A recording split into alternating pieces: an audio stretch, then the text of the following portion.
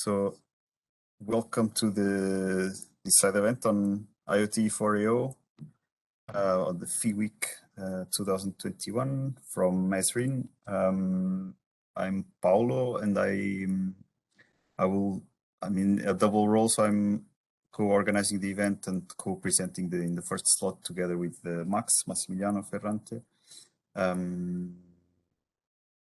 We will jump right into the first presentation. So I will just start talking a bit and then hand the word to Massimiliano for a part of the presentation.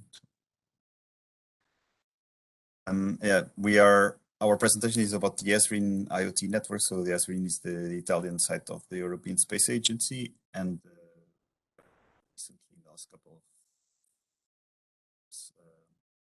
an IoT series of activities. That's what the presentation is about. So we start by our goal, which is to build a network of IoT-enabled sensors in Esrin. This is partly planned, partly ongoing. So we have some of these pieces in place. Most of them are something called the AQP that Massimiliano will talk about. And a couple of them are Arable Mark II sensors that we have installed on the site. And we have the next talk by Adam Wolf from Arable, who probably knows much more about these than the Arable Mark, since they produce them. So that's we go immediately to the components of our IoT network. We start with the AQP. So this part will be presented by Massimiliano.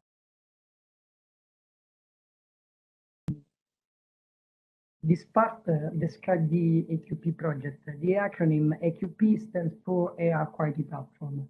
This slide shows the first AQP version, the educational version, that is an assembly kit, hardware and software, capable of sensing some local ambient parameters and send the data to ESA central server.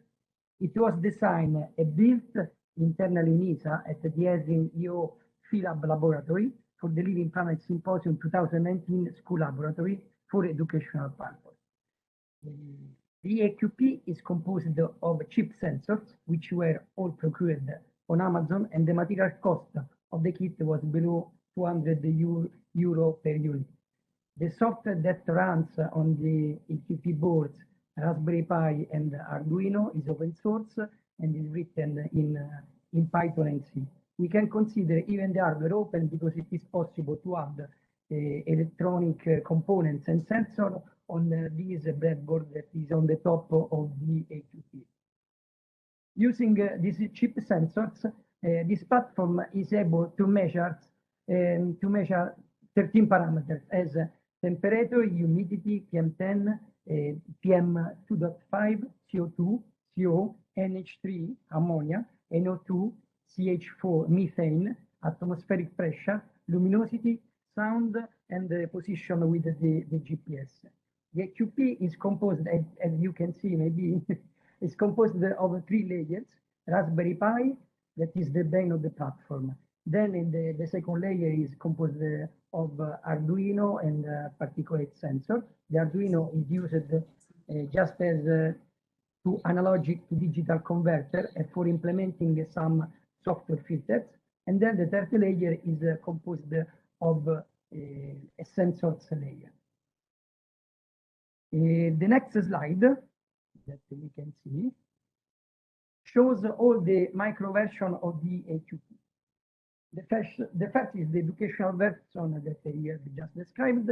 Then there is an exhibition version that is used for the demo or for the exhibition, the conference. Then the next one is important, is the sensor calibration.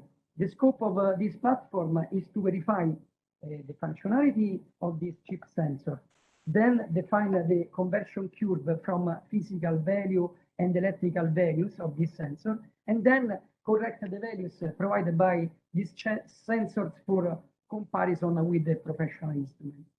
Then recently we have made the waterproof version. Then there is Lotus that is a multidisciplinary unit. It is a globe opening as a lotus flower. It has 6 petals, and for each petal there is a sensor for measuring the quality of the air. Then there is a monitor inside to visualize directly the values of the sensor and the latest Sentinel-5P data. Then there are also 12 servos that provide 12 degrees of freedom to move the petals and many other functionalities. Then there is the backpack that is a wearable AQP, where an AQP battery pack, 4G connection to internet, and a small solar panel are integrated in a backpack. Then there is the next one is the automotive. That is a platform was designed to resist to a remarkable vibration and electromagnetic noise. Then the last one is ongoing. We can see the AQP mobile.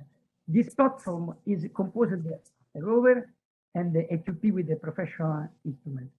In this way, this platform can reach the other sensor, and measuring the same ambient condition, it will be possible to align or to correct the values of this Internet of Things sensor or platform.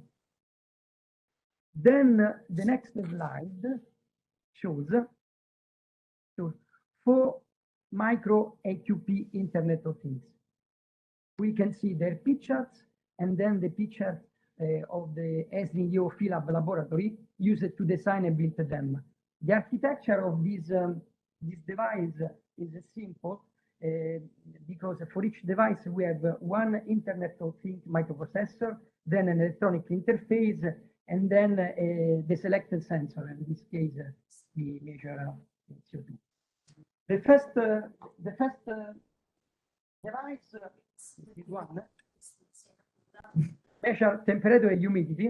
I don't know if possible. And it is installed in a garden with a solar panel and the battery.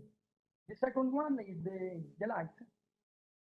This one that has a standard power network plug and CO2 and sensor. And with this device, it is possible to turn on and off the LED locally or remotely, and measure the CO2 in this case remotely. Then there is the micro USB Internet of Things sensor CO2. This one can be connected as a mobile phone. The last one is this one we call message in a bottle. This one is Internet of Things device capable of measuring CO, NH3, and O2, and is installed in a small bottle with the USB connector. All of these sensors transmit the data to either web server and or to a micro AQP. Then the next slide, this one, shows a block diagram of the AQP system, and the involved on the right you can see the involved topic in this activity. The AQP system is composed of 3 main subsystems: website, platform, and satellite data. These 3 subsystems communicate each other using internet, and each platform measures local air parameters in situ and sends them periodically to a web server where the data are georeferenced in a world map.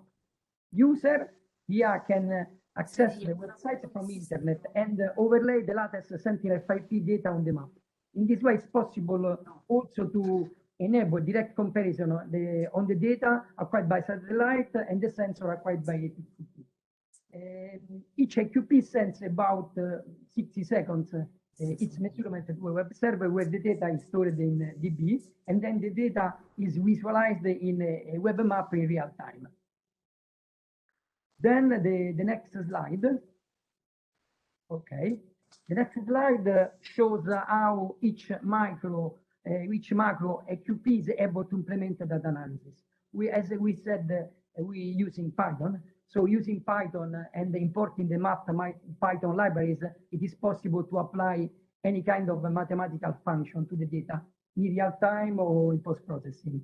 The same happens for the machine learning algorithm. Each macro AQP implements autoregressive model and machine learning algorithms to estimate the anomaly in the sensor. And moreover, it is possible to control the AQP remotely with the possibility of download and upload the data in the programs and the programs. Now we are investigating and implementing some machine learning algorithms to decrease the measurement and error due to the use of these chip sensors. Okay, thank you, Massimiliano. So that was the first part of our presentation. I will to run through the rest in about 5 minutes, but should be okay, not to delay too much the rest of the event. So as per our initial plan, which I'll go back to in the second part, we have the other part, the other main device we are using in our network is the Arable Mark II sensors, and Adam from Arable will present right after me. So we will talk a bit more. We have a couple of them installed in Esri in this installation, these poles. And since October last year, so we have exactly 1 year of data collected with this, which means that our network is not only about air quality, but also about vegetation health. So this is just some examples of the data that we can collect with this on chlorophyll and DVI and the temperature. And these are some examples. Maybe Adam will touch on some of these. It's about weather, some of the information that we can get from the devices. So weather and plant health forecasts and alerts. Yeah, again, NDVI, leaf wetness, evapotranspiration, cumulative precipitation. By putting together the AQPs and some of those micro IoT devices that Max spoke about and the Arable Mark II, we are creating our network of IoT-enabled sensors at Esri. Go back to our initial picture here. We have this is not implemented yet, but it's what we are planning to do, to have like a central AQP node and some smaller devices around it in a star configuration. We also have this idea that Max briefly mentioned about including professional calibration instruments on some moving platforms. I have the example here, and we are also thinking about doing it with a rover, a small rover that can go around the site with the instrument, that we can compare the measurement of the instrument with the measurement device and make any corrections. Just let it go a bit. I don't know if you can see the movement in the slides, but that's a bit the idea. I think it's a very nice idea. Let's see where we get with this. Then I wanted to close my presentation with some recent highlights and our future plans of what we are doing at the moment.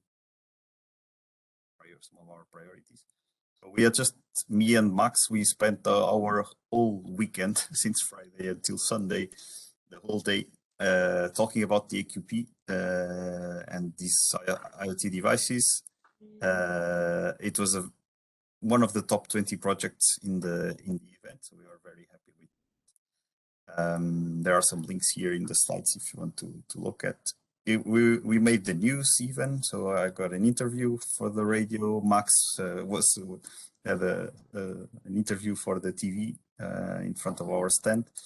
And the second project, which is something I like particularly, this digital twin Esri, is something we are doing on virtual reality, something different, but we have a very realistic 3D model of our site, Esri, that we generated from the drone imagery with the photogrammetry software.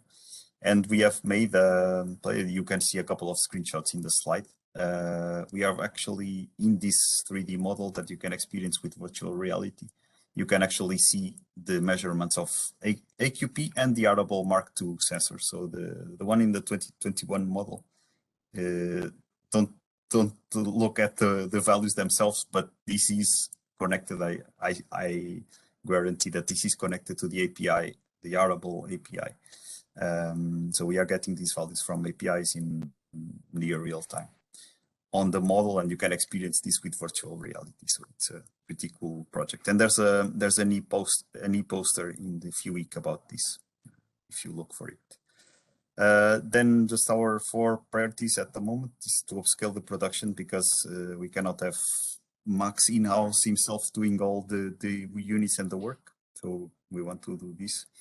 We want to add luminosity and sound level sensors, because we are interested not only in air quality pollution, but also sound pollution, light pollution. And then, of course, very important, this AI and machine learning methods to improve the data quality and address the drift issues, fusion, prediction. There are lots of things we could do on the software side. And then to also make this a bit more operational, because what we have done now was put in place for a conference a couple of years ago. And it was really not planned to be anything more than that. So the supporting infrastructure for an event. And it's still hanging on that, and which is not right. If we want to make this something more serious, we have to work on the server side of this website, think about scalability, reliability, and also visualization. Right now it's very, very limited what you can do. That's it for me. So we have some contacts and then links. Philab, Max, myself as Sveinung, who is co-organizing the event, and some links to the AQP materials as well. That's it. So towards the end of the event, we will have a Q&A, so a bit of a round table if we manage. So if you have any questions, I suggest we.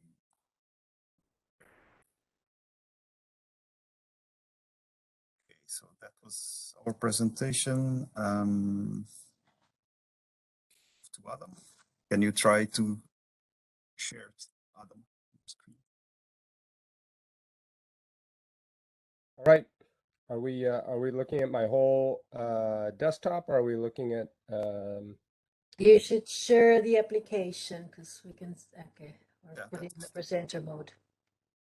Can you try to launch it as a, like maybe this, it press should work. play? I'm terrified okay, of the perfect. play button because it sometimes has a life of its own. I'm going to, first of all, I'm very pleased to be part of this illustrious group. And I want to kind of share my experience and then Arabel's experience on this idea of up close Earth observation. I actually went downstairs and took a picture of the title page of my dissertation just as a reminder that I've been trying to do this for the last 15 years or so. And it's really this idea of how do we merge models with satellites. And it might not be obvious that with a ground sensor that we're merging models. And this is kind of, I lost the files of my dissertation, so I had to go take a photograph. But this idea that in order to have all this data fused together, it helps to have quasi-physical models to, join the apples and oranges. And we'll see pretty clearly how different satellite remote sensing and ground-based remote sensing is. And one of the main lessons of this entire endeavor is that even the observations need to be modeled. So there's no such thing as a pure observation in the absence of the context, that sensor sits in. Much as I wish that was not true. So just a little brief, not too brief because I know this is an object of curiosity, but a brief overview of what is this device. It's this idea that we're synthesizing a bunch of data that's all relevant to biological function and meteorology down there on the ground. And so my background is as a plant biologist and agronomist, and so I'm interested in the plant as it's an organism. It's interacting with the physical environment, and that includes the radiation environment, temperature, humidity, obviously the soil. Let's not forget that that's a dynamic environment: wet, dry, warm, cold, and for the most part, you know, there's people like yourselves that say, Adam, I don't want your insights, I'm just interested in the data. There's the whole other category of people, let's think about farmers, decision makers, who say, Adam, I don't want the data, I just want the insights. Can you summarize this for me? I'm busy over here. And just so you get a sense of the size, you know, it's you know, not too much larger than my head. Small frisbee, you know. It's intended. One of the obstacles that we saw for collecting data was that everything blows up when you've got, you know, big devices that need big solar panels, that need a, you know, a big heavy scaffolding to hang it on. And the more you can kind of compress all that stuff down in size, it lets us instrument places around the world. People can fit this in their suitcase as a last resort. And so that's how we've been able to deploy into 40 some odd countries in all kinds of crops where there weren't previously measurements of this kind. So did my best to pack as much in here as possible. So we've got this interesting sensor that it's actually based on a microphone. So I don't know if you can hear the sounds of the tapping, but this is kind of an engineered surface that is a particular diameter and thickness, so it's very lively when the drops hit. And moreover, the drops are resonating at a particular frequency. It's around middle A if you play piano. And that's, first of all, it's a great sound to use commercial off-the-shelf microphones. But second of all, we can kick out all those sounds that aren't near middle A. So, you know, aircraft overhead, equipment running nearby. There's often in agriculture, there's diesel motors, whatnot. There's, you know, jokers like me talking around it. And so the more we can erase all that extraneous sound, we can zero in on just those raindrops. And what's interesting about capturing the rain is that we're able to measure individual drops. And so there's been a lot of effort exploring how we use these with, you know, radar remote sensing and other sort of means for capitalizing on this kind of richer understanding of the rain. I know a lot of people in this room, though, are going to be interested in optical remote sensing and potentially even thermal remote sensing. And so this is where I'll spend most of my time in this talk, is around this. Here it's framed as light quality, but it's, you know, it's got a spectrometer that's pointed up as well as a spectrometer that's pointed down. And it uses the ratio of those two things to compute an actual reflectance value. And it's able to use that in combination with a bunch of other measurements. So for example, we'll see by the end of the talk that the obviously the reflectance changes over time. We can calibrate that against thermal time, and then we can start to model out the phenology. And in turn, you know, the plant physiological function varies over the course of that phenological cycle as a plant emerges, starts putting on more leaves, and then eventually shifts into reproductive growth and then senescence. So I do want to say most of this talk is not about how we got this all figured out and life is simple now. It's actually, there's a bunch of efforts that we've spent over the last number of years really trying to reconcile it with the status quo Earth observation platforms. And so that includes Landsat, Sentinel, and Planet Labs. And for better or for worse, Planet Labs defaults to Landsat as their kind of calibration target, as having, you know, their being their reference. We tend to like Sentinel because it has a more frequent set of observations. But regardless, all of them give a different number. and then they give a different number than we measure. And so there's this, phenomenon of trying to make it all match up. And we've actually done a pretty good job at making it all match up. We understand why they're different. So, here is just kind of the basic motivation is one of a lot of different figures I could show you, where we've got the arable mark showing a green up. This RGB color of the mark is literally the R, G, and B bands collected by the mark. So we're looking at this crop above this soil background. You see, it's annoying when Landsat good data is only occasional, right? So we're missing this whole rapid growth period, and that's pretty much when decisions need to be made. So that's game time, and they're nowhere to be seen. And then we have PlanetScope, which takes more frequent data. But there's a lot of data which is, obviously has asterisks on it. And sometimes it's hard to know, like, is this a real drop-off, like a harvest event?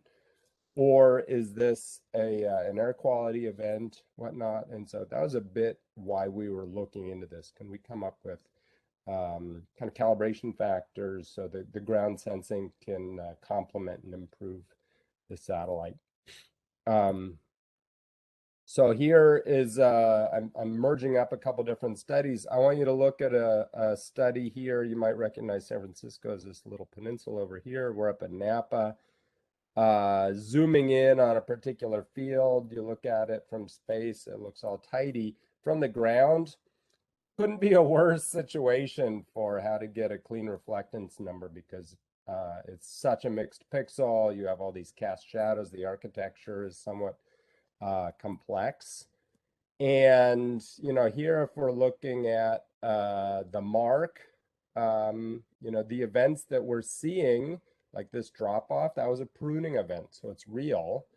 The sort of low scale noise is pretty tolerable as things go. So we're watching the phenology over the period of this deployment. The blue is Landsat, the orange here should read Sentinel.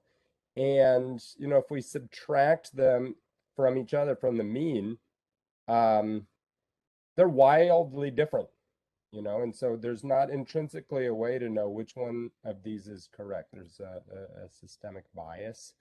And they're both different from the mark. We're actually pretty well in between them. And so we kind of pose the question, that I'm going to start outlining. Is this a BRDF effect? Does this have to do with like sun angles?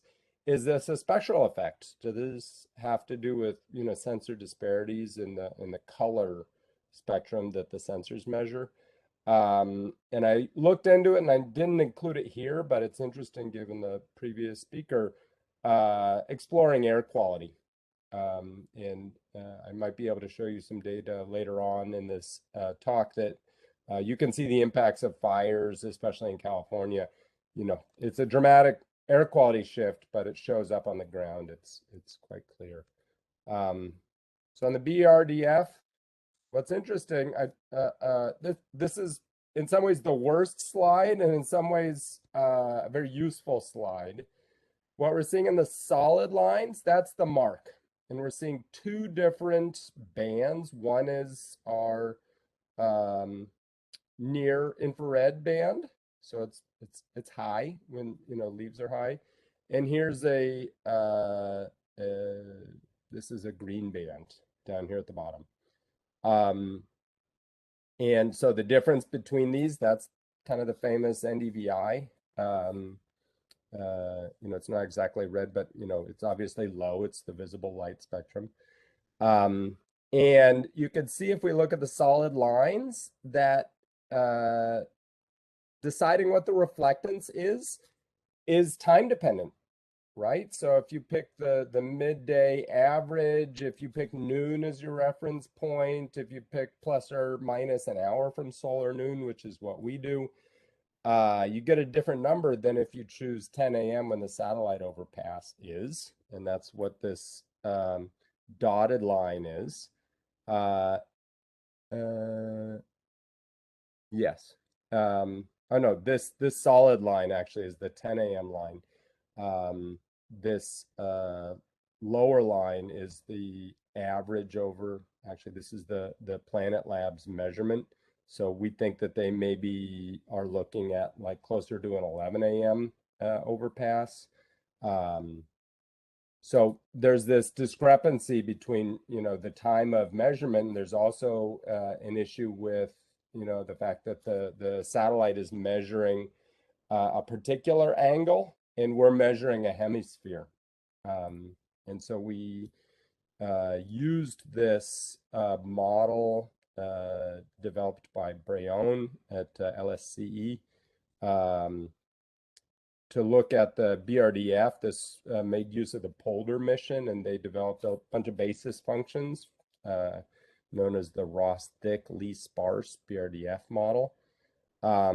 And this just kind of shows for a variety of different angles what variations are in the reflectance. Up top is the near infrared, and down bottom, I think this is red and the blue.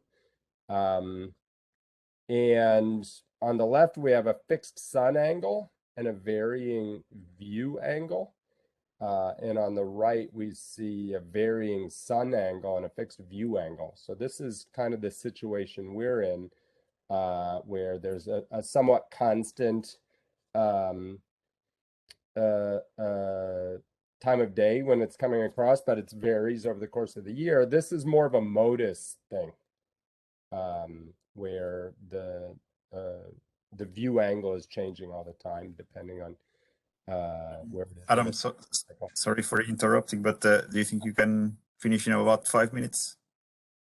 Yeah, and I will wrap it up in a bow in 5 minutes. All right. I have more than enough slides to cover beyond that.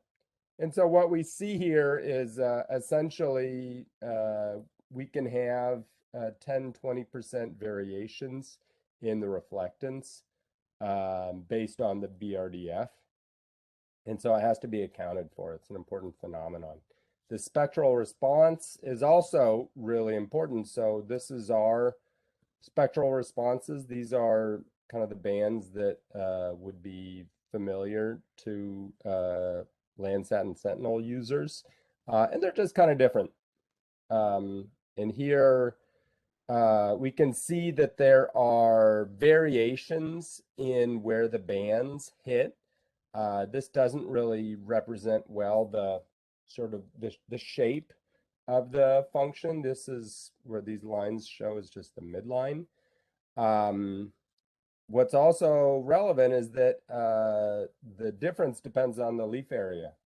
So here at these lighter lines is low plant cover, and the dark line is heavy plant cover. And this is work of Rasmus Hoberg. He developed a model based on ProSail, an ML model, to predict, how would we correct our data. This is an alfalfa field, so there's, harvest events. And these are how much we would have to correct our data in order to match up at Landsat. And so you can see it's not trivial to be able to do it. What's interesting is that we nevertheless found subtle discrepancies. And, we might say, Rasmus, is right and we're wrong. And then actually to flip it around, we see, well, ProSail is just a model. It's not actual data. It's an archetype of what happens on the ground. And so just based on the assumptions here of what the soil reflectance is, you can see that there's wild differences in what the correction would be originating from that. And so it's not a panacea being able to correct these things with models. Let's say I'm done. I just want to do a shout out to this big intercomparison that we did called the AgRef stack. There's a big old catalog online. The goal was to kind of be able to look at a lot of different pixels, and Planet has made this data available to users who want to investigate these. Collected a bunch of data, a lot of different sites. Some of these have, this is water irrigation, so we've got just a vast amount of information on management, fertilizer, varying responses over time. Slightly different, there's a big carbon cycle project, so they likewise have a bunch of data on phenology, biomass, rice, exceptional data at the California Rice Research Station. Real differences, this is chlorophyll index, so you see a lot of differences in phenology. And I'll call that done. We've got, again, there's more data to compare, and this is, we can wrap it up into insights, but I don't want to belabor the point, so thank you. All right, thanks really, really a lot, Adam, for this amazing presentation. And yeah, I mean, from our side, I can tell you we have done very little to exploit the devices that we have on site, the arable devices that we have on site. And I have to say, I am amazed at the wealth of information and what of the devices that we have here. So it's more a motivation for us to do something with them. So thanks a lot for that. Absolutely. Yeah. So we now go to David Larry from the University of Texas. He has to leave in about 20-something minutes, so hopefully you can finish before. So I might have. It looks like I might have a few more moments, but I'll do my best not to be long. All right. Can you hear me okay? Yes. Okay, wonderful. Well, thank you to all of you that just spoke already, because that's a very helpful segue into what I'm hopefully going to show you. So just to follow up a few things that I didn't add into my talk, but we have been working on as well. So you had mentioned about using sound. So our distributed IoT sensors also measure sound, and we're looking at using that to detect bird species and so on. And also for our low-cost light sensors that we're deploying across neighborhoods for the air quality, we're able to reproduce the NIST calibrated irradiance measurement from like $50 sensors with the machine learning. And I'm following up from Adam's point, actually, this whole thing was motivated by initial issues with bias from multiple sensors. So that started me on this road 25 years ago with machine learning. So thank you for that introduction. So the goal of what I would like to show you today is using IoT maybe in a much bigger scale, where our connected sensors are not just maybe across a garden or a field or a smart city, but they're multiple networks talking with each other. And so MINTS is an acronym, as you can see, and what we're trying to do is to have a comprehensive or holistic environment. Yeah. David, sorry, you're not sharing if you think you're sharing. Oh, okay. Let's try that again. Thank you. You just see me gesturing away and okay, forgive me. Let's try this. Yeah, that's good. Okay. Yeah. Okay. Thank you, sir. I appreciate that. So MINTS is an acronym for multi-use and multi-scale. That's the M. And then the INT is integrated, interactive, and intelligent. And the S is for sensing and simulation. So all of this is to provide actionable insights. And one of the repeated things that we find is there are multiple scales working together for those practical, scientific, or societal areas that we're interested in. So in many cases, the sensing can come too late because of the workflow time for executing. So one of the key areas for us is to have as near real time as possible and to combine all these holistic information sources, whether they're from the environment or the societal outcomes, in with a compute and visualization platform. So to borrow a name from the National Science Foundation, they talk about cyber physical systems. So we're viewing this as a cyber physical observatory, but then a cyber physical social observatory. So the goal is this holistic sensing to provide us actionable insights. And on so many levels, the machine learning is useful, from the bias correction that we've just been hearing about, new product creation, super resolution, physics-based ODE solvers, and so on, that can rapidly, they can be much quicker and in many cases more accurate. So just to bring home this multi-scale thing, it's also multiple scale from the global satellite type observations to robotic teams to sensors across cities, but then to the wearable scale. So we have a full wearable suite, which actually is like a fire hose with the derived parameters. That's like 16,000 parameters a second. And then coupling also with simulation. So the machine learning plays multiple roles. And I just wanted to briefly give a motivation why the multiple scales is important. So we're each experiencing more severe weather events. So we live in Texas. So one notable hurricane we had not too long ago was Hurricane Harvey. So when an event like that happens, before landfall, the hurricane makes landfall, the big picture is important. We see that in the satellites.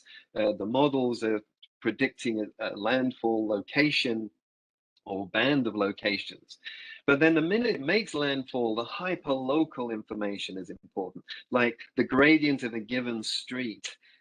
Supposing our house is there, that can determine our height, and the gradient can determine whether we will get water inundating us. So we have the global scale, the regional scale, and then the person scale.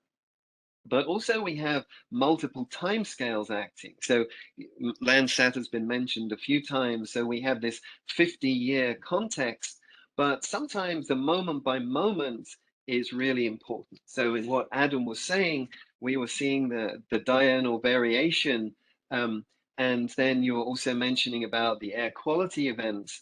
So where possible, we actually are streaming every few seconds for our in situ sensors, whether they're distributed across cities as we're deploying already, or whether they're on our robot teams, or whether it's from the satellite. So for example, with GOES-R, a geostationary satellite, we're trying to estimate every few minutes our air quality products, which have been developed with machine learning. But then it's not just the multiple spatial scales and time scales, it's the multiple systems interacting, both the physical environment and the social environment.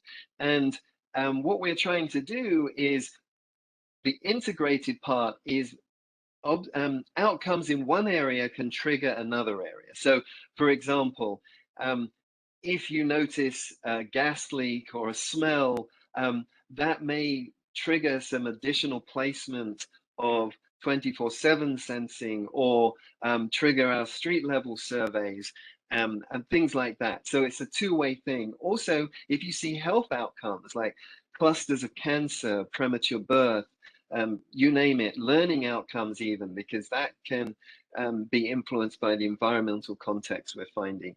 So it's a two-way communication, not just in terms of the data flows between the different systems, which are often, unfortunately, in silos, but also in the targeting and the scheduling of new observations.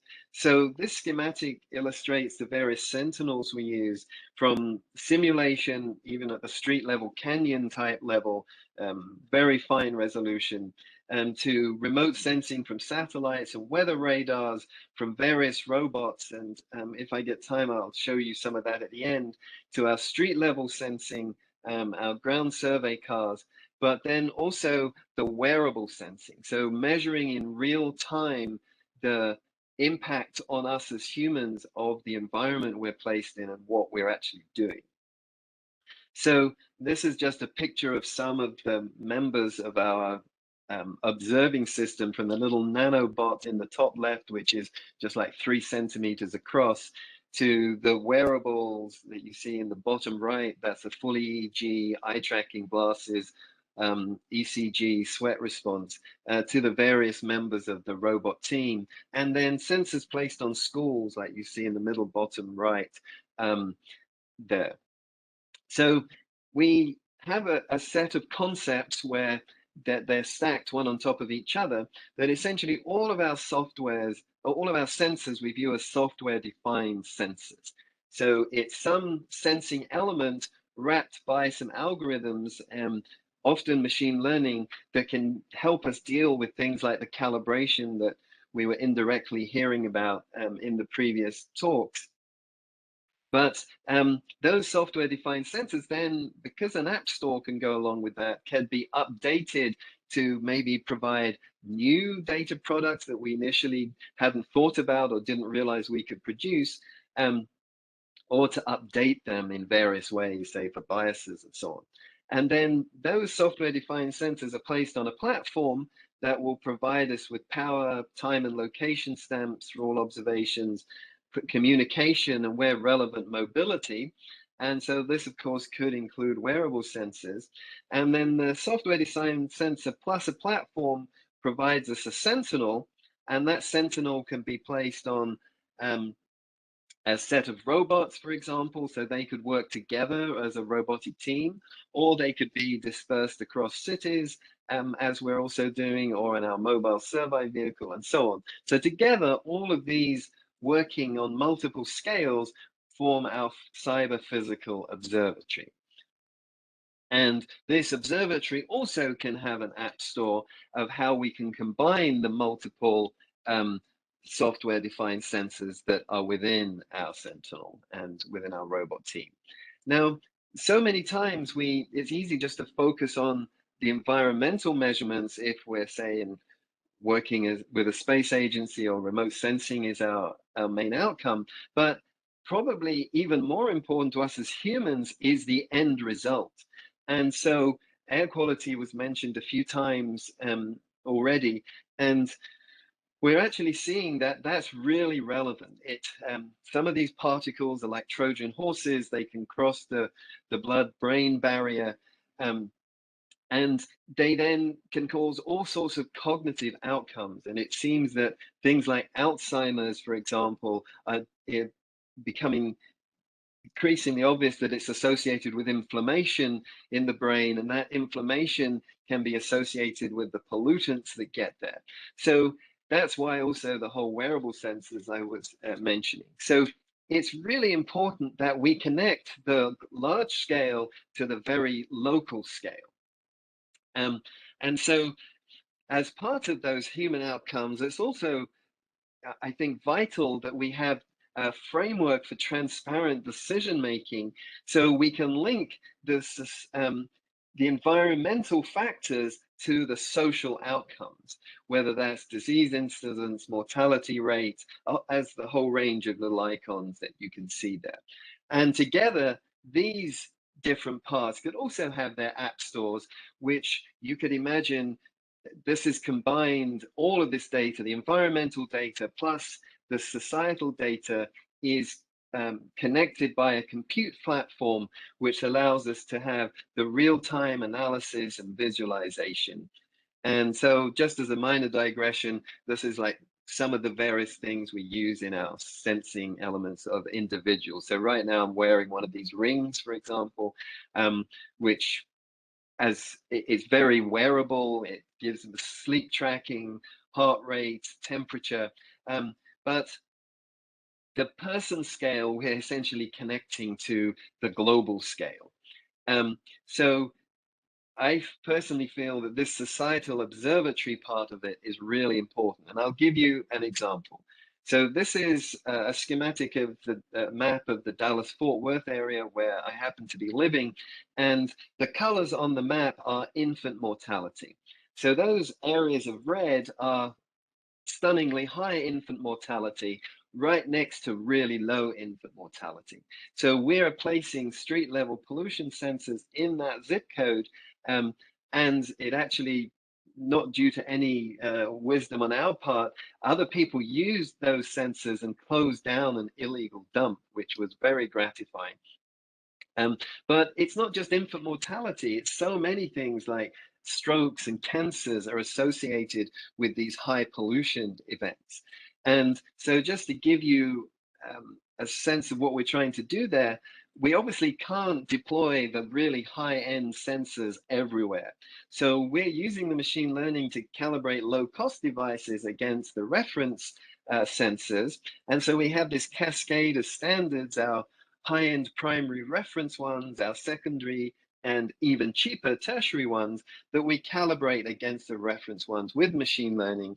And these can be part of our sensor networks that blanket a city, but then we're also relating that to what the satellites see to help us give the bigger picture from the remote sensing from space and actually from the weather radars, which we're using to help us also improve our estimates of airborne particles and pollen.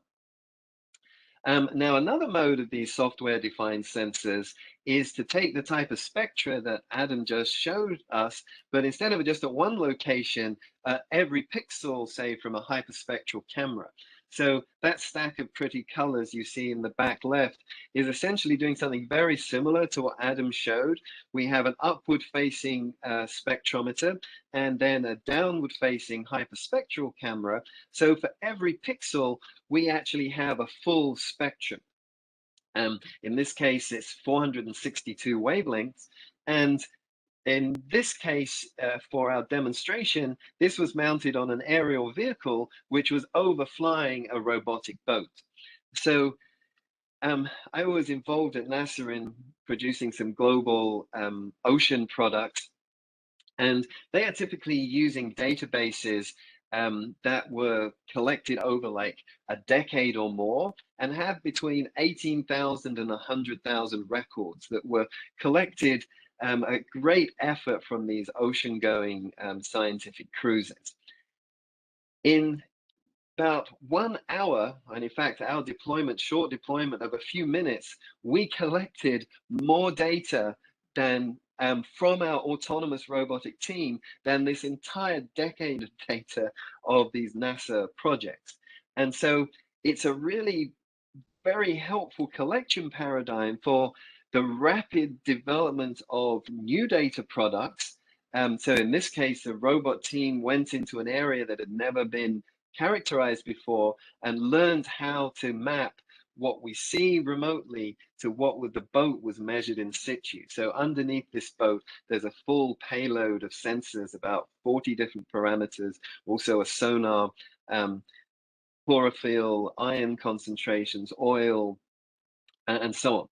And so together, we can again have our software-defined sensors where we can turn the hyperspectral observations into in situ concentrations. And once we've learned that mapping, we can rapidly produce wide area maps.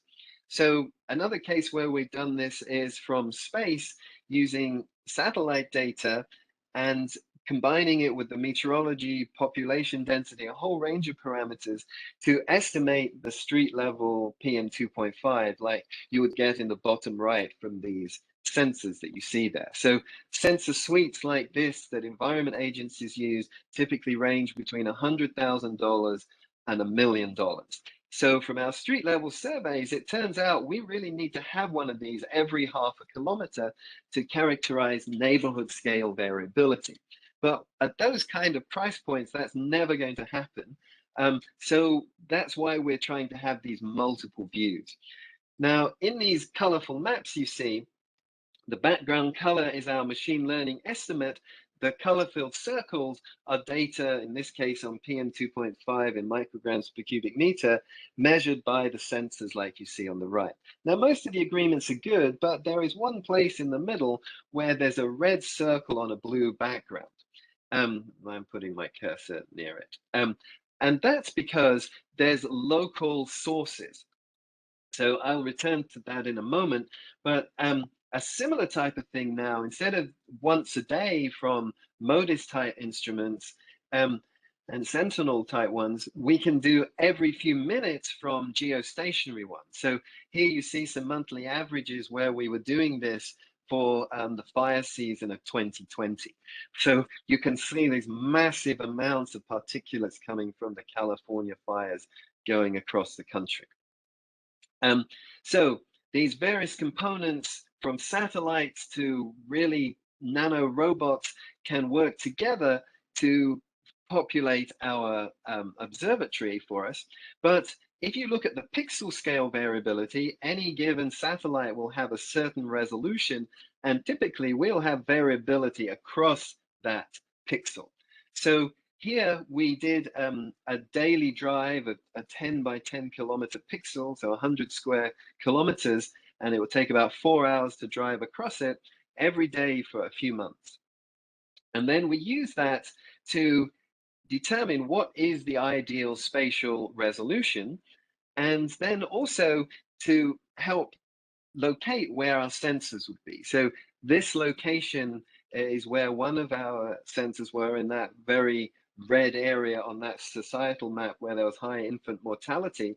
And you can see that it's surrounded by a lot of pollution sources. And this sensor is also the one that led to the closing of an illegal dump.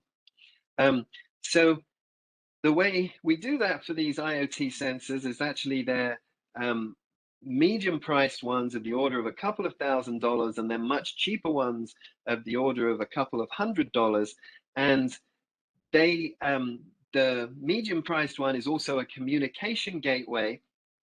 So in this one, we have a reference ozone instrument, particle spectrometer, our sound modules, our light modules, lightning sensors, ionizing radiation, and also a communication gateway where we set up a LoRaWAN network to solar powered sensors that go around these. So just to give you a feel for the impact this is happening, the Dallas-Fort Worth area has 7.5 million people. This map shows the EPA, the Environment Agency sensors that are there. So it's definitely better than none, but we see there are big gaps, especially in the top right. So if we now overlay some of our sensors, and soon we'll have 100 of these, each of these you can click on them, get the second by second time series, but then you can also overlay other people's cheap sensors, like from Purple Air. Then you can overlay the pollution sources and then the weather radars. Hopefully we'll soon have some of our satellite derived pollution measurements, and then also the wind arrows, because obviously the pollution moves, and this is a holistic way of bringing together these different parts. So our holistic observatory will have everything, all the different observing systems we mentioned, but that can also be coupled with modeling activities, our robot measurements, and of course the computing is what glues it together. So one area that is worth mentioning is our super resolution. So we often see that in terms of different movies, like a detective story. There's this hard to see image, and they'll say enhance that, and auto-magically we get the really more discernible picture of the face or a license plate on a car. So the left-hand panel, say, gives us our poor resolution view, and we can actually turn that into a higher resolution view with these super resolution algorithms. So we're doing that now both spatially and also in the wavelength dimension. So this table shows us the various bands that we get from Landsat and Sentinel, so between 11 and 13 bands. But of course, from our aerial vehicle that I showed you with this hyperspectral data cube in the bottom right, we have centimeter resolution, and we have like 462 in this example wavelength bands. So we're using this super resolution to help us make better use of that data that we have. And also, of course, the hyperspectral camera I showed you was quite large. It's a very nice quality one, but now there's some smaller ones that become available. And also we're investigating using the ubiquitous sensing we often have from from security cameras, which will also be often looking at our yard and our gardens. And so when they have the visible and the near infrared bands there, we can also get the NDVI from them, but it's every few seconds. So some other folks have done some of this super resolution. This is an example. So on the left, we have Landsat, which obviously we have a 50-year record or so from. Then you have 3 times that resolution with Sentinel. But once we learn the mapping with the super resolution, we can then apply that retrospectively to the Landsat time series. But now imagine we do this again with our aircraft finer resolution, typically at 0.6 of a meter, or then our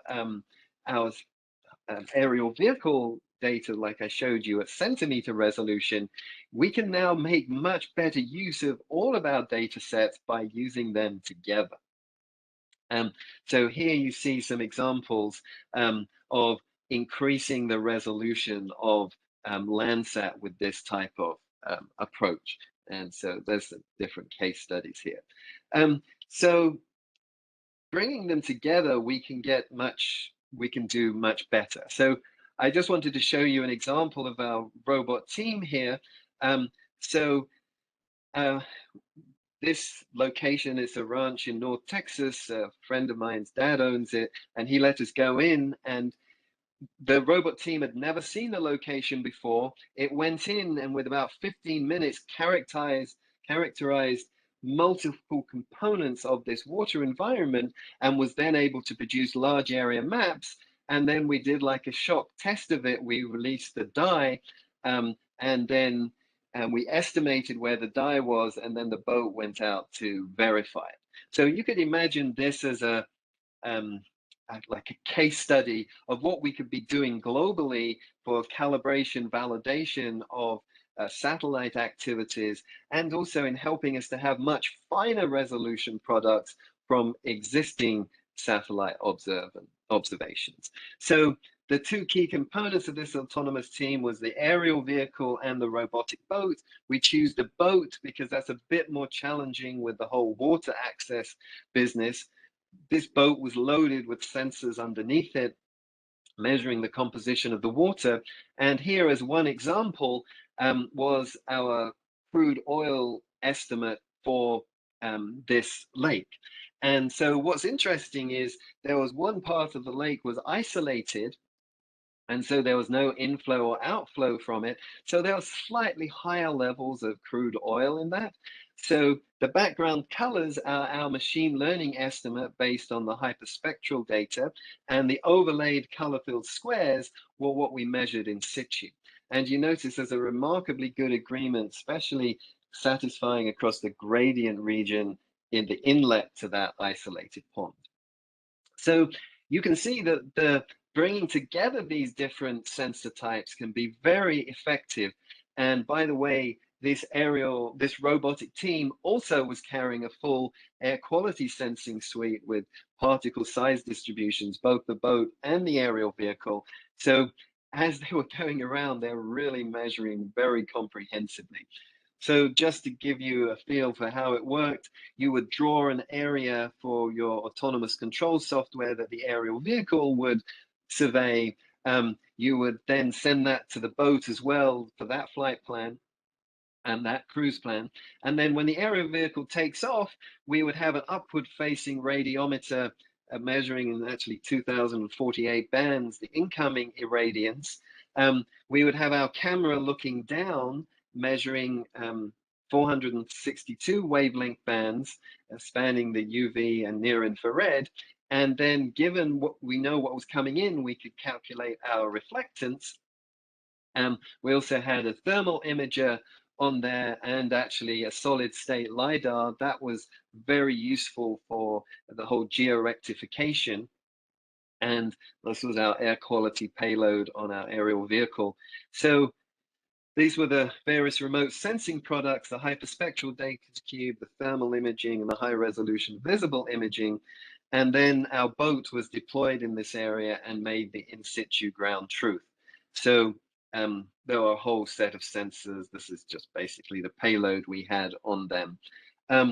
So what I've highlighted here on this hyperspectral data cube is a location in this plume of dye that we released. It's a harmless dye. And you can clearly see the spectral signature of the simulant, but likewise, in those areas where over water, over land, you see a completely different signature. And these type of signatures are what are very useful for in agricultural and other contexts. So the workflow of this is we have our remote sense data and our in situ data. We use machine learning to combine them to produce wide area products, whether that's, as we've already done in multiple times, from satellites or now from our robotic team. So yeah, I think that was it. And sorry, that was a bit of a whirlwind tour. Yeah, that's mind blowing. Thank you. Thanks a lot for that.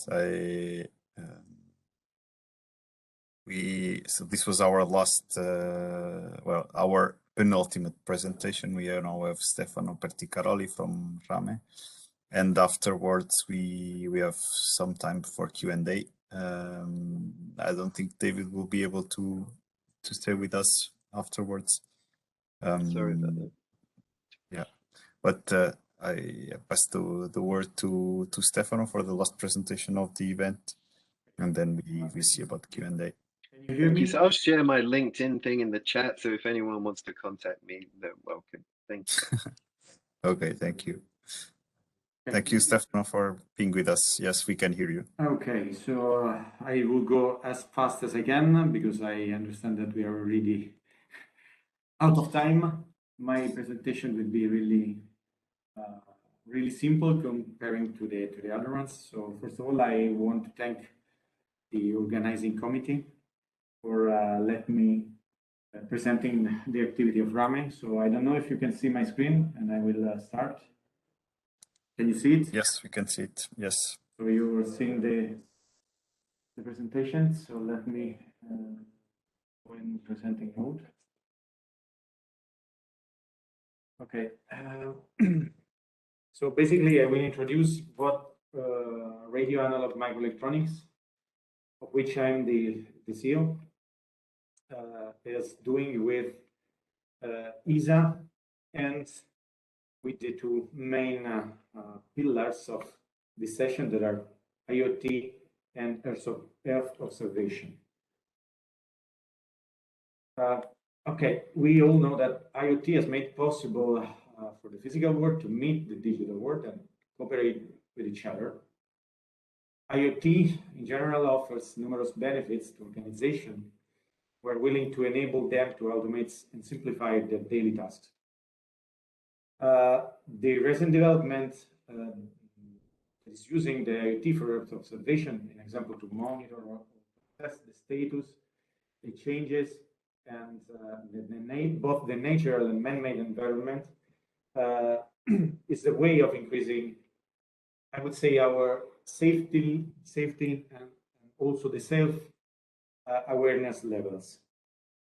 The implementation of IoT, like home security, gas sensor, internet connectivity, smart gadget, everything comprising Earth observation is increasing every day. So we're talking about the technology which is trending up to tens of billions of devices, based on last estimates in the last few years. Probably this estimate has to be changed due to the pandemic condition, because you know that especially in the last few years, we are relying much more on M2M machine-to-machine communication rather than, unfortunately, to go on with social activities. Okay, so this is a statement that I think it's really important to understand. So the pandemic had an influence already on this topic. So the IoT, and even in the way we are observing today, have changes. Okay, now let's go through the RAME involvement with ESA activities and with IoT and Earth observation. Basically, we are involved currently into 4 different activities with ESA. 3 of these are concerning IoT and Earth observation. So I will go through each of these one very, very briefly. Concerning the PEACE project, you can browse our website to see what we did. We developed a prototype payload to be integrated into the UNISAT-7 mission in cooperation with GAUT SRL, and this payload has been launched in March 2021. This project has the aim to validate the S-band radio link of the communication for satellite extended NB-IoT, which is a 3GPP protocol between ground terminal, known as user equipments, and evolved Node B, integrated into a LEO satellite payload. So basically, the Node B, it's like a base station in the ground, in the Earth infrastructure. The payload is constituted of a transceiver and an antenna that we developed, and is based on currently on an open platform. It is based on an add-on Pluto from Analog Devices, which is a flexible SDR with some adjustment that we needed to do, both at hardware and firmware levels. Okay. This activity is in the framework of a bigger one that we are leading with other companies in the framework of an ESA ARTES project, which the name of this project is NB-IoT for Space. We are the main technology developer into this ESA ARTES 80 program. So just to show you what we did, basically, we engineered starting from a COTS device that is the PCB of Dan Pluto, some adjustment to the PCB to be fit into a PC104 form factor and to be, say, integrated together with other payloads into the UNISAT-7 satellite. We also managed to design our own antenna. Now, the photo is not showing the real antenna because, I mean, it contains some proprietary information, but I just want to show you what we did. So this is what is actually in space and working. Okay, let's come to this activity. The objective of this activity is to develop a demonstrator of a satellite system where an extension of 3GPP and the IoT user sensor are fully integrated. The demonstrator will consist of an onboard transceiver prototype integrated in the testbed capable of emulating a number of users and channel impairments. Channel impairments means the radio link propagation issue that the propagating waveforms are encountering from the Earth toward the satellite, and then in the trip back from the satellite down to the Earth. So we are testing all this stuff in the most realistic condition, because we are currently doing our testing with a satellite in space. So the target improvements in this activity is the enablement of the integration of this 3GPP, which is an open standard, protocol user sensor integration into satellite networks. So the final aim is to have like a constellation, okay, capable of extending in remote or maritime areas the coverage of the standard, where it's not deployable with ground infrastructure. I reported here some description. The Internet of Things narrowband is currently deployed in the terrestrial infrastructure. The preliminary results and analysis is confirming that it can be deployed even in space, and it will be for sure useful to transfer and to get back information from a very low rate platform of sensors. The other goal of this activity is to reduce the cost of this development. So this is why we are targeting small platform in terms of mass, power, volume, because you know that this all these aspects are really impacting the final cost of launch, maintenance, and even the development, the engineering development costs of such a very big project. The goal is to provide the M2M services in the end. This is the system architecture test that we are leading down on the earth. But this is just, I mean, the counterpart of what we are experiencing on Earth. So the method that we are using is based on comparing what a ground test bed that is capable of emulating their Earth to satellite propagation channel is really impairing to the effective condition. So going on, we are again targeting the usage of really low cost and open platform, such as the add-on Pluto or the Blade RF or the USRP B12, B200 from Yetus Research. So all of these are COTS SDR platforms. I think this is very important, especially for the spread of this technology, because once we are capable of, integrating something that is already on the market, it means that we are capable of transferring an open platform and to use an open platform rather than to, let's say, push a proprietary solution for it. So it will be a benefit in terms of market spread, lowering costs, and even on, I would say, on the sharing of the knowledge that in the end, I think it's one of the aim of the European Space Agency framework. So let's come to the second activity in which we are involved. We are involved, we have been involved as a subcontractor in the upgrade of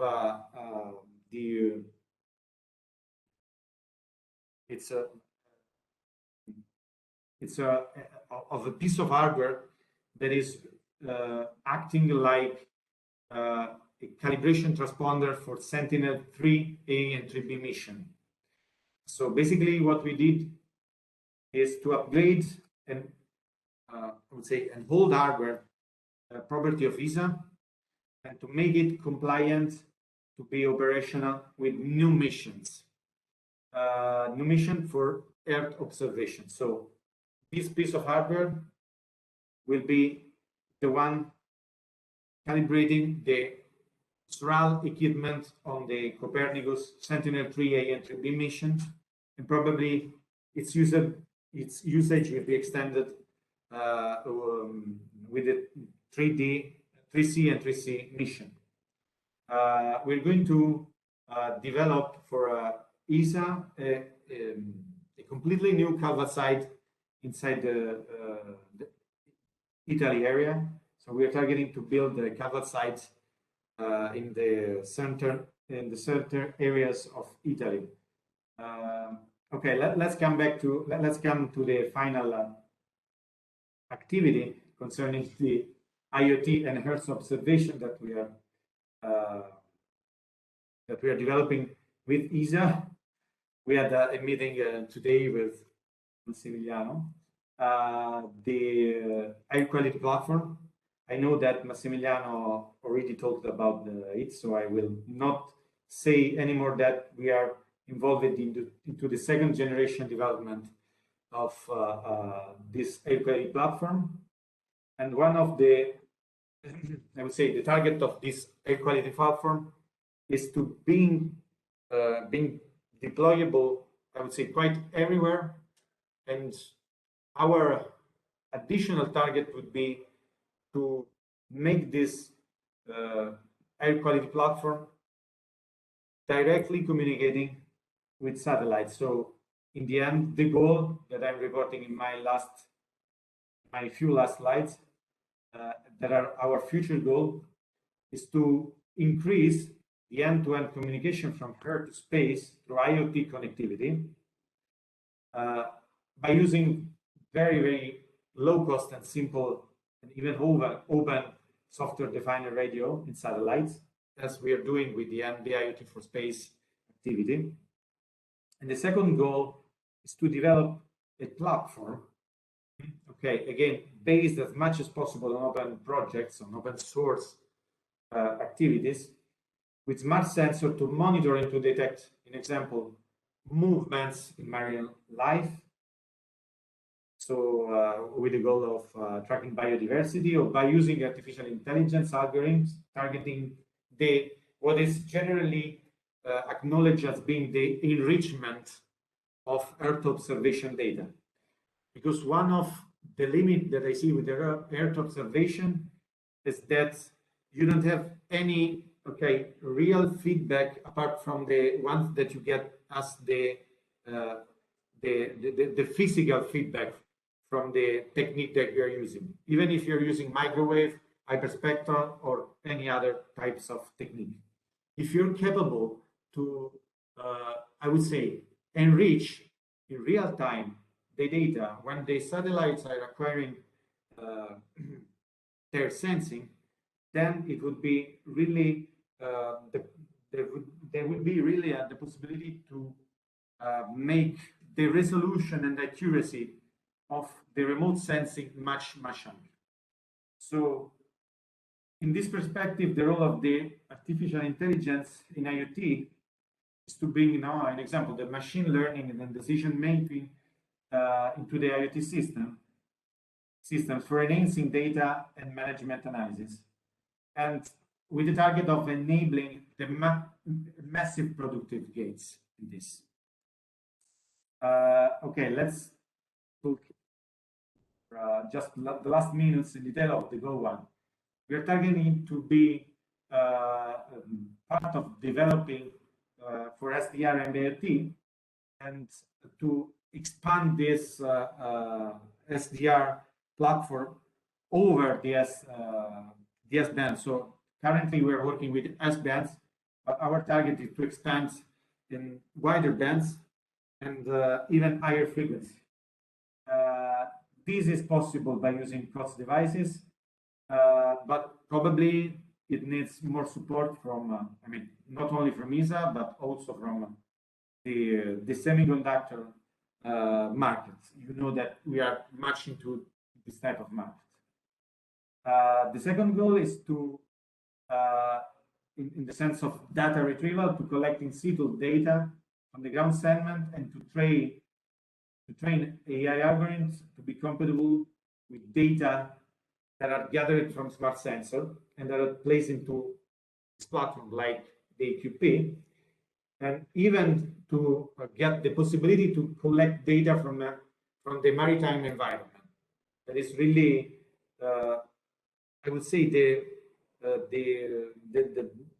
uncovered part, not only in terms of observation, but even in the ground segment of sensing.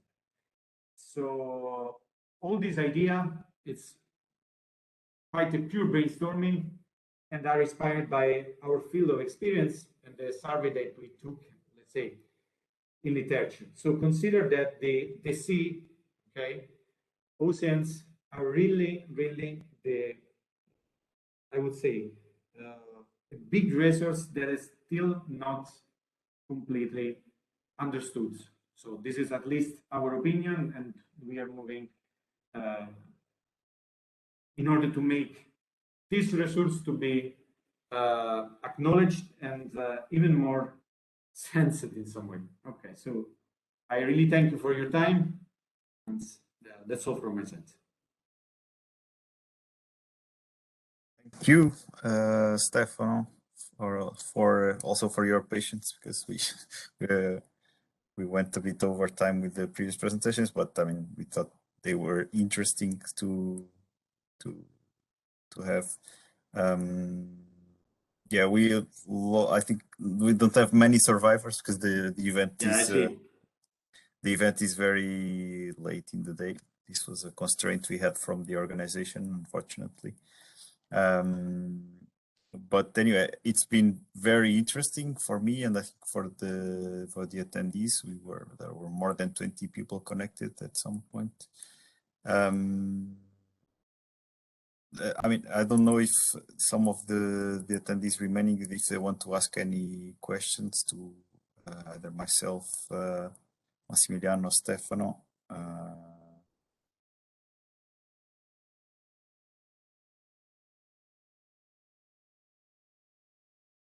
If not, so we are anyway really at the end of our time.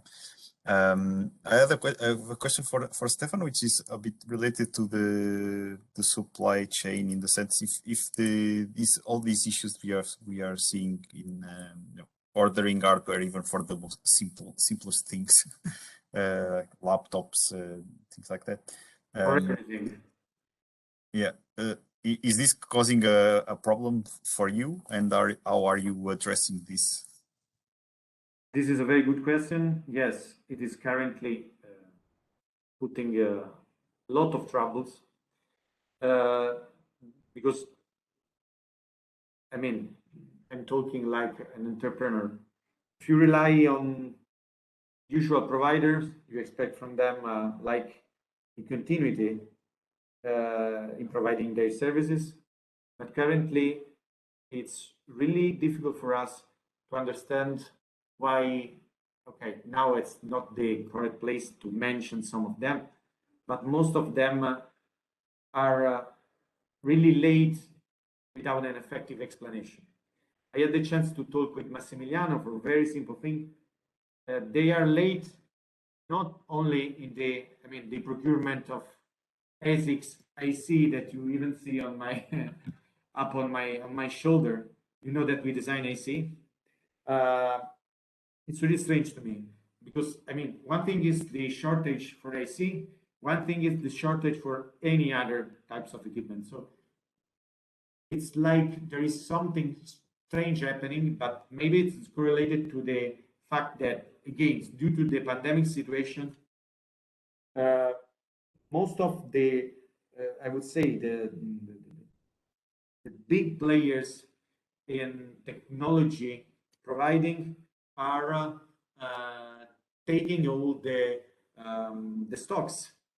So this is what maybe is an untold truth, and this is why we are in like such a shortage, because it's something not expected. Now you know that it's really difficult to, in example, change or to scale up a production.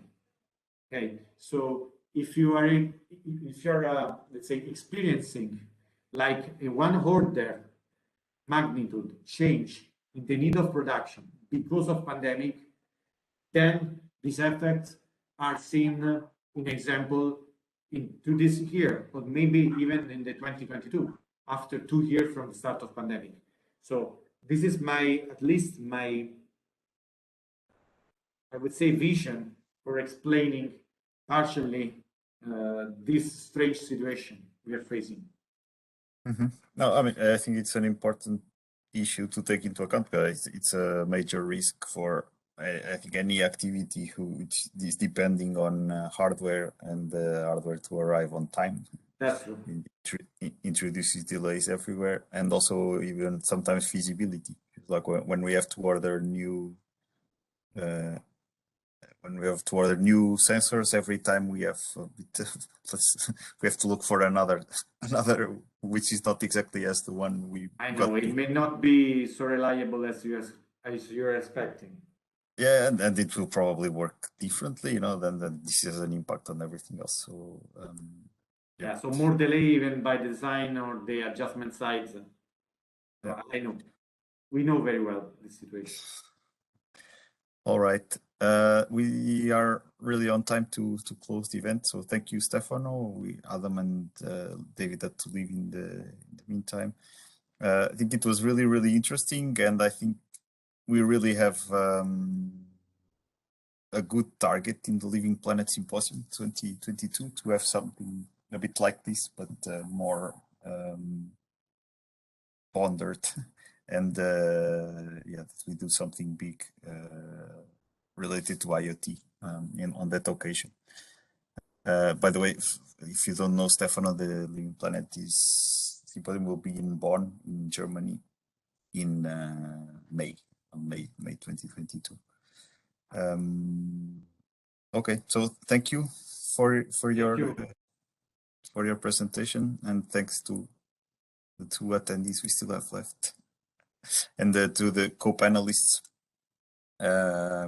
for being with us today. And I'll see you again. So once again, thank you all, and bye. Thank you very much, Paolo, for having organized and for having chaired us. Well done, really. Thanks a lot. Thanks to everybody. Thank you. Thank you. Ciao, ciao. Bye.